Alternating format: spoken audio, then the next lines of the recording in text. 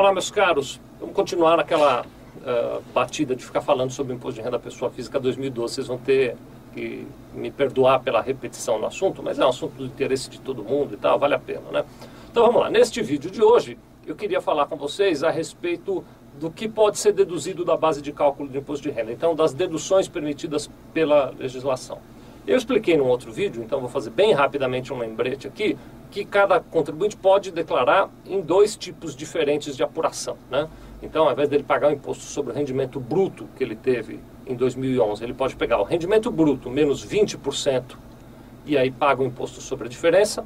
Lembrando que esses 20% tem um limite, R$ 13.916. Então, você pode até R$ 13.916 deduzir 20% da sua renda e paga o imposto sobre a diferença. Esse é o tal do modelo simplificado da declaração. Ou você também pode escolher, se quiser, fazer pelo modelo completo. E aí no modelo completo você tem direito à dedução de uma série de coisas, desde que você tenha a comprovação de todas essas coisas. Vamos dar uma olhada então destas coisas dedutíveis, uma por uma. O que pode, o que não pode, como é que são as regras, tá bom? Vou pedir a força aqui do nosso querido Felipe, ele vai botando aqui para vocês os itens um a um e a gente bate um papo rápido sobre cada um deles. Vamos lá, primeiro item, Felipe, põe aí. É a contribuição para a Previdência Social própria ou de funcionários domésticos. Então funciona assim, você, por exemplo, que é empresário e recebe um prolabore na sua empresa. O prolabore é um rendimento tributável, né? Você que é cliente aqui da Sevilha tem lá a folha de prolabore, recebe até o olerite do seu prolabore. No olerite do seu prolabore vem descontado lá o INSS.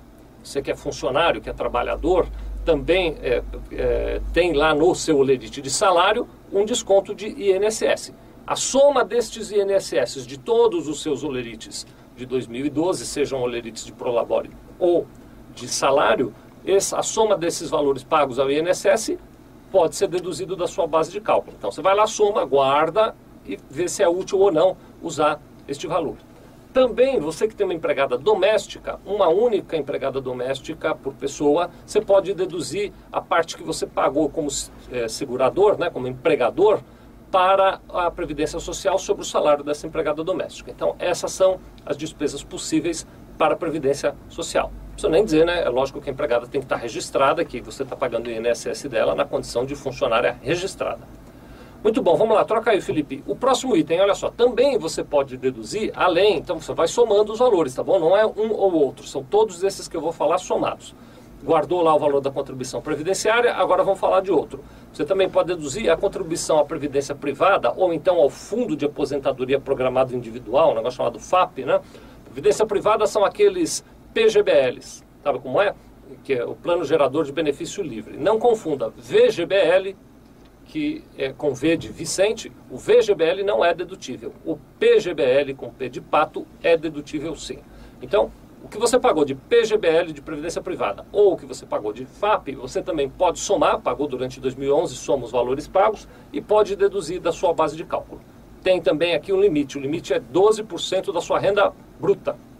Então você pega lá o total do seu salário, que você pagou de Previdência Privada, só é dedutível até 12% do total do seu salário ou do total do seu prolabore, por exemplo, tá bom? Troca aí, Felipe, mais um item, olha só. Você também tem o direito de colocar os dependentes na sua declaração. Num outro vídeo eu exploro melhor a questão dos dependentes, eu vou aqui bem rapidamente dar uma pincelada. Então, os filhos até 21 anos podem ser dependentes, entre 21 e 24 também podem, desde que estejam fazendo um curso universitário, né? A esposa eventualmente pode ser dependente. Num outro vídeo eu vou tratar se é interessante fazer uma declaração em conjunto ou separado, mas pode ser dependente. Só vou por enquanto gravar aqui, nem sempre é bom, viu? Nem sempre é interessante você juntar a sua esposa, assiste o outro vídeo lá, eu explico, vamos guardar um certo suspense.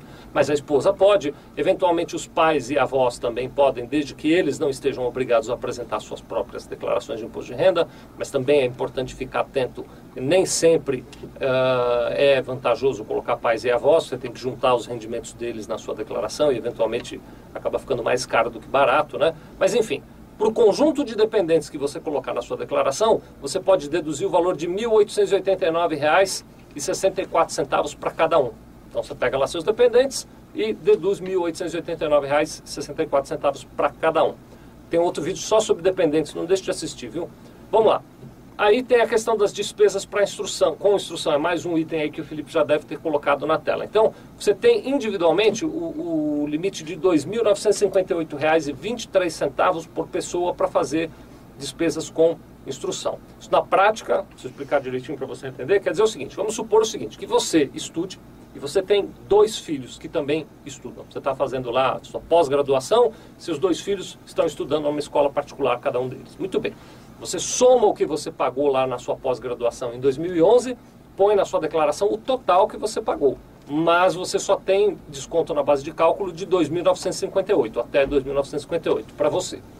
Aí você pega o teu filho mais velho, soma o quanto, se ele for seu dependente, soma o quanto você pagou de despesa de educação para ele em 2011, coloca o total lá na sua declaração, mas você só deduz da base de cálculo 2.958,23 até 2.958,23 para este filho.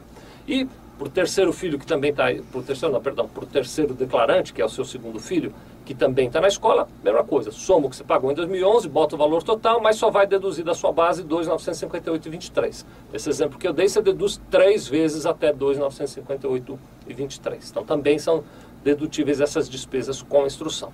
Aí vem a questão das despesas médicas, né? É um lote, vamos dar uma lidinha aqui, o Felipe já pôs na tela, ó. Então você pode deduzir pagamentos a médicos, dentistas, psicólogos, fisioterapeutas, terapeutas ocupacionais, fonoaudiólogos e hospitais, e ainda também os gastos com exames laboratoriais, serviços radiológicos, aparelhos ortopédicos e próteses ortopédicas e dentárias. Muito bem, tudo isso é dedutível. Agora, quero fazer alguns comentários em relação a essa questão do conjunto que eu vou chamar de despesas médicas aqui, né? Aliás, vou incluir aí, tem também, eu esqueci de falar, os planos de saúde, né? Os pagamentos que você fez a plano de saúde. Muito bom, olha só.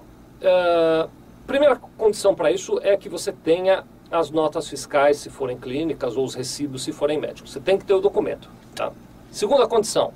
Se você tem um plano de saúde que te reembolsa, só é dedutível a parcela que o plano não reembolsou. Você foi lá no médico, pagou R$400 na consulta, o plano de saúde te reembolsou 220, você pode deduzir a diferença 180. Você vai ver até na hora de preencher a declaração, você tem que informar todos esses dados, tá bem? Mais um detalhe. Despesas médicas suas e dos seus dependentes são dedutíveis. Então, a sua avó não é sua dependente na sua declaração, mas você pagou uma cirurgia para ela. Fez muito bem de pagar, mas você não pode pôr a despesa médica dela, que não é sua dependente, na sua declaração.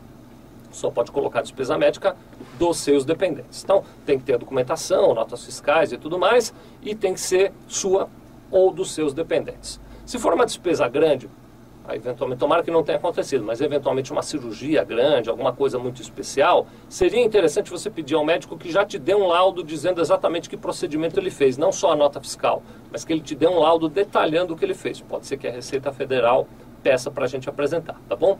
Então, esse aí é o item de despesas médicas. Mais um item é a questão da pensão alimentícia que você paga.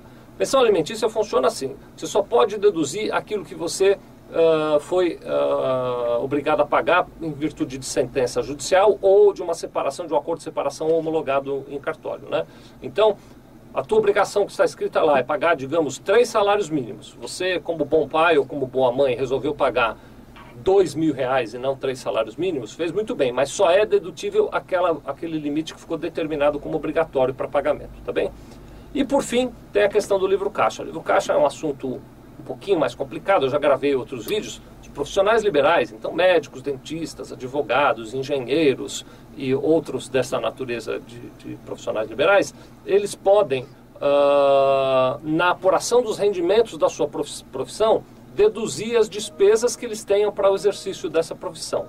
Para isso eles precisam fazer a escrituração desse tal livro caixa. Então, se você é profissional liberal, o valor que você gastou lá do livro caixa você também pode considerar como despesa dedutível. Então, esse aí é o conjunto de deduções que a legislação permite que você faça na sua declaração. É lógico que nesse vídeo eu enxuguei o assunto, tem alguns detalhes, eu recomendo que você seja cuidadoso. Vou terminar fazendo a nossa propaganda. Se você quiser, a gente faz a sua declaração do imposto de renda, entra lá, www.sevilha.com.br/IRPF, tem todas as instruções que você precisa, tá bem? Muito obrigado.